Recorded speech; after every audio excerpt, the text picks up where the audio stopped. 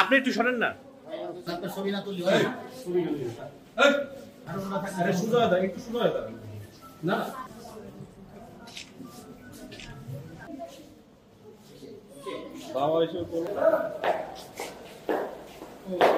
সাদা যেটা সেইটাই আমি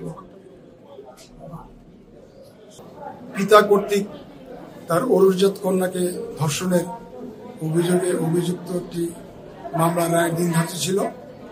একটু আগেই এই মামলার রায় ঘোষণা করা হয়েছে। রায়ে এই মামলার আসামি আব্দুল ওয়াহাব মোল্লাকে ফরিদপুর জেলার নারী ও শিশু নির্যাতন দমন ট্রাইব্যুনালের বিজ্ঞ বিচারক জেলা ও দায়রা জজ জনাব শামীমা পারভিন এই ভিকটিমের পিতাকে অভিযুক্ত করে আমৃত্যু কারাদণ্ডের আদেশ দিয়েছেন। আমরা রাষ্ট্রপক্ষ এই রায়ে সন্তোষ প্রকাশ করছি। এই রায়টি রাষ্ট্রপক্ষ এই জন্যই সন্তোষ প্রকাশ করছে যে ঘটনাটি একটি ব্যতিক্রম ঘটনা। পিতা কর্তৃক তার অরুজাত কন্যাকে ধর্ষণ সমাজে আসলে বলতে গেলেও বিবেকবান মানুষের কাছে খুবই একটি গর্হিত কাজ।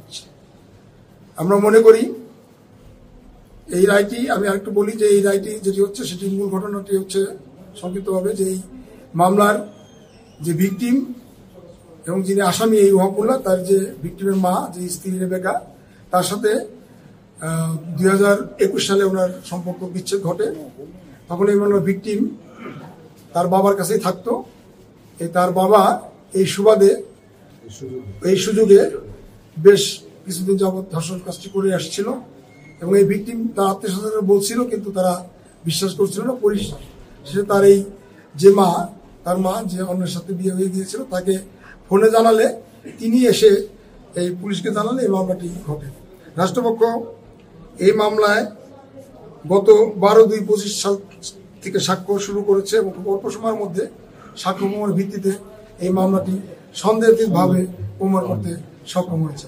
রাষ্ট্রপক্ষ মনে করে আজকে যে আমৃত্যু কারাদণ্ডের মধ্যে দিয়ে যে রায় হুজুর আদালত দিয়েছেন, এই রায়ের মাধ্যমে সমাজ থেকে এই ধরনের ধর্ষণজনিত জঘন্য অপরাধ এবং গর্হিত অপরাধ এগুলি অনেকাংশে দূর হবে বলে আমরা মনে করি এবং আমরা মনে করি ন্যায় বিচার প্রতিষ্ঠিত হবে। Thank you.